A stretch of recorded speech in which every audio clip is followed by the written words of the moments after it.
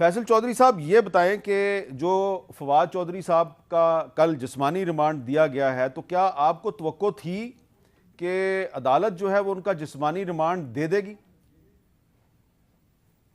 میر صاحب شکریہ. میں اس پہ تبصرے سے پہلے میں بہت مشکور ہوں تمام سینیٹر حضرات کا، سینیٹر مشتاق صاحب کا، رضا ربانی صاحب کا اور دیگر تمام جو سینیٹرز ہیں یا پارلیمنٹیرینز ہیں جنہوں نے اس معاملے پہ فواد صاحب کے لیے آواز اٹھائی. میں ان کا تہہ دل سے مشکور ہوں. اب کیس کے جو میرٹس ہیں میر صاحب، اس کو ہم نے سامنے رکھا عدالت میں اور ہم نے یہ کہا کہ 124 یا بغاوت پہ اکسانے کے جو دفعات ہیں وہ ان میں نہیں لگتی ہیں، کیونکہ جو بغاوت، ایک تو یہ قانون جو ہے اس کی ایک بیک گراؤنڈ ہے.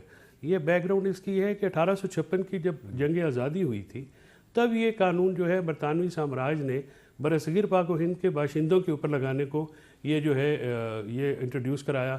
مولانا محمد علی جوہر جیسے قدآور شخصیات جو ہے ان کے اوپر یہ الزامات لگے اور تب سے لے کے آج تک ایون محترمہ فاطمہ جناح صاحبہ کے اوپر جو ہے یہ الزامات لگے اور آج تک یہ لگتے آ رہے ہیں. میں وداؤٹ جسٹیفیکیشن میں تو پارٹیشن کے بعد سے لے کے اب تک جتنے بھی بغاوت کے مقدمے ہوئے ہیں جو سیاستدانوں پہ ہوئے ہیں، میں نہیں سمجھتا کہ وہ ٹھیک ہوئے. وہ جس پارٹی سے بھی مرضی تعلق رکھتے ہوں، جس مکتبہ فکر سے بھی تعلق رکھتے ہوں، میں نے کبھی بھی اس کو سپورٹ نہیں کیا ہے. جو الیکشن کمیشن ہے وہ ریاست نہیں ہے، وہ ریاست کا ایک انتظامی ادارہ ہے، یعنی جس کے مطلب، اور یہ ہم نہیں کہتے، ہم سپریم کورٹ بھی کہتی ہے، سپیریئر کورٹس کے بھی ججمنٹس ہیں. جس طرح سے انتظامی ادارے ہیں، ڈپٹی کمشنر ہیں یا ایون تھانے دار ہیں، ان کے اپنے اسپیسیفک ایکشنز ہوتے ہیں، اسپیسیفک فنکشنز ہوتے ہیں.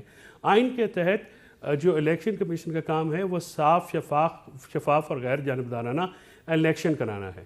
یہ بات ابھی تک، جو آج کی تاریخ تک یہ بات بالکل آیا ہے کہ الیکشن کمیشن ابھی تک کوئی الیکشن جو ہے وہ اپنی کانسٹیٹیوشنل ڈیوٹی تو پوری نہیں کر سکے، لیکن وہ ٹارگٹ کر رہے ہیں.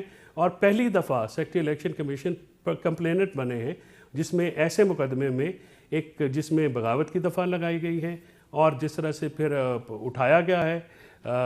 جس دن صبح نہ کوئی وارنٹ نہ کوئی اپنی شناخت ظاہر کی گئی اور لاہور پولیس نے وہاں پہ اٹھایا، ان کے موبائلز وغیرہ بھی اٹھا کے، اور پھر ہتھ کڑیوں میں میر صاحب ہتھ کڑیوں میں سپریم کورٹ کے وکیل ہیں، وہ بار کے ممبر ہیں، اور وکیل وہ ہیں جن کے اوپر جرنلسٹ بھی آتے ہیں، جن کے کلائنٹس ہوتے ہیں، جرنیل بھی ہوتے ہیں، ججز بھی ہوتے ہیں، عام لوگ بھی ہوتے ہیں، شرفا بھی ہوتے ہیں، اور ایون جو بدماش ہیں وہ بھی آ کے اپنے حقوق کا دفاع کے لیے وکیل کو کرتے ہیں.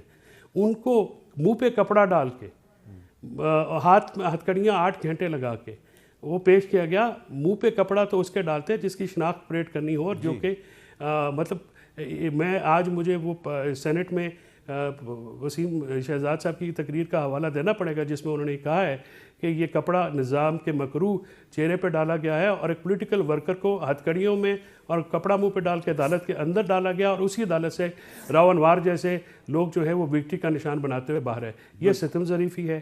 اگر وکلاء کے حقوق بھی محفوظ نہیں ہیں بار کے اور سینئر پالیٹیشنز کے، تو پھر باقیوں کا بالکل مشکل ہو جائے. درست کہا آپ نے.